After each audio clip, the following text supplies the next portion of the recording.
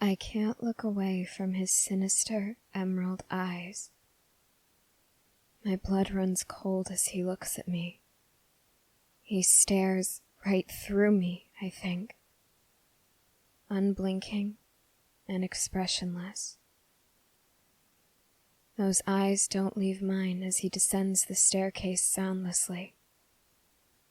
He moves with a steadiness and grace that almost seem inhuman.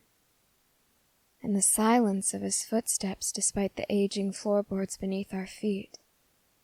It makes me briefly wonder if he's a ghost or a figment of my imagination.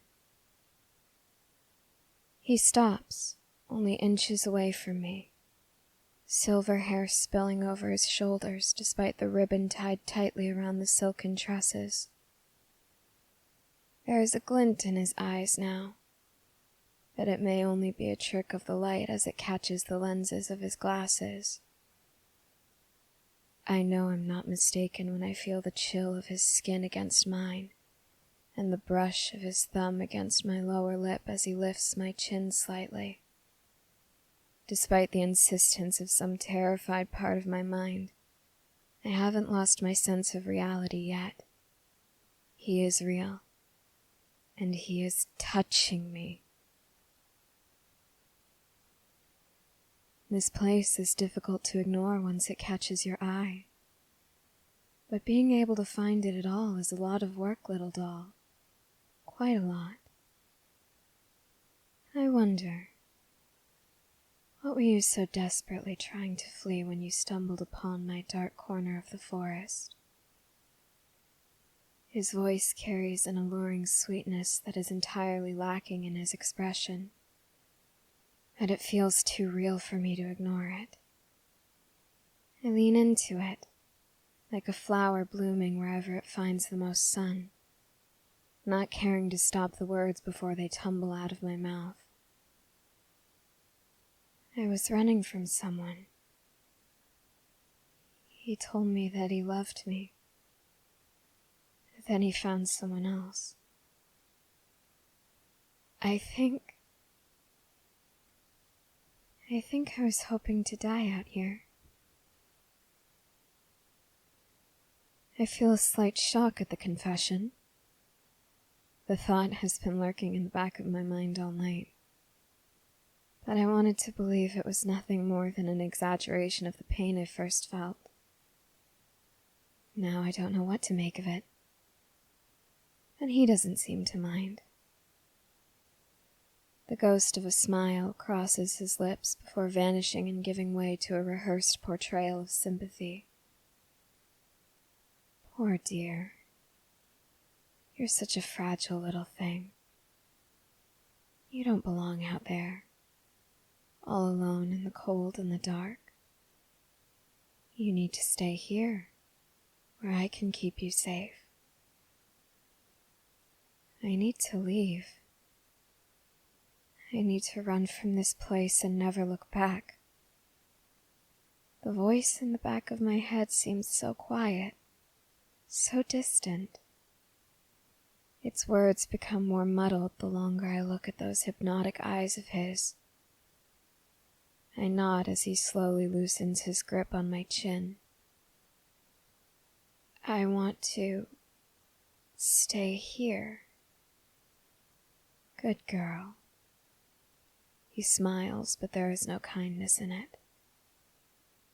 Even as he wraps an arm around my waist and begins leading me upstairs, his eyes remain locked on mine.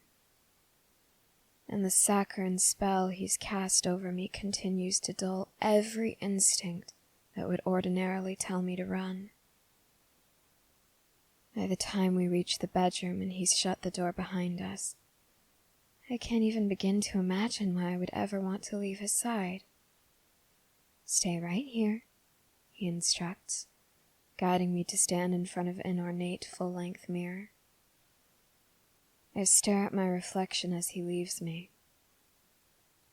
Everything looks so foreign now. My bloodshot eyes, my tear-stained cheeks, everything that came before I arrived here. What was I so upset about anyway? On the wall behind me I notice a painting of a woman in a white dress. She lies on her back in a field of black roses, her auburn hair splayed out beneath her. A similar painting hangs above the mirror, but this woman is surrounded by red, inky black hair curling around her face like tendrils of smoke. My heartbeat stutters as he comes to stand in front of me again. His eyes capture mine once more, but not before I catch a glimpse of white fabric draped over his arm. I don't try to fight or make him stop when he begins undressing me, though his frigid touch sends a shiver down my spine. He gathers up the white fabric and I instinctively lift my arms so he can slip it over me. The dress is soft, thin lace, barely hiding my body from his hungry gaze. But I don't mind, nor do I find discomfort in the way he smiles at me, his hands trailing down my sides as he smooths out the few wrinkles in the dress. Simply beautiful. I smile and feel my cheeks warm up a bit. His arm catches me by the waist again, pulling me along as he walks back down the hallway. When we reach the stairs, he scoops me up and holds me close, allowing me to rest my head on his shoulder as he carries me. I don't quite know what to expect next, but I find myself puzzled when he lays me on the dining room table and gets on top of me. My confusion grows into concern as I spot another painting. A young, beautiful woman painted in great detail. She floats in a river, her wistful face framed by a mass of silvery blue hair, hanging beside an empty canvas. I try to sit up, my limbs tingling as if they fell asleep and are finally waking. I shouldn't be here. I need to go home. My voice is weak. I struggle to even get the words out, and it's frustrating enough to make me want to cry. He hushes me and pins my wrists to the table. You are home, little doll. This is where you belong, not with the people who didn't protect you from this pain. You belong here with me. There's a desperation in his tone, his one-handed grip around my wrists tightening slightly as his other hand fumbles with something in his pocket. I'm on the verge of breaking down completely when he pulls a silver ring from his pocket and slips it onto my finger, giving my hand a tender squeeze. I love you. Don't you know that?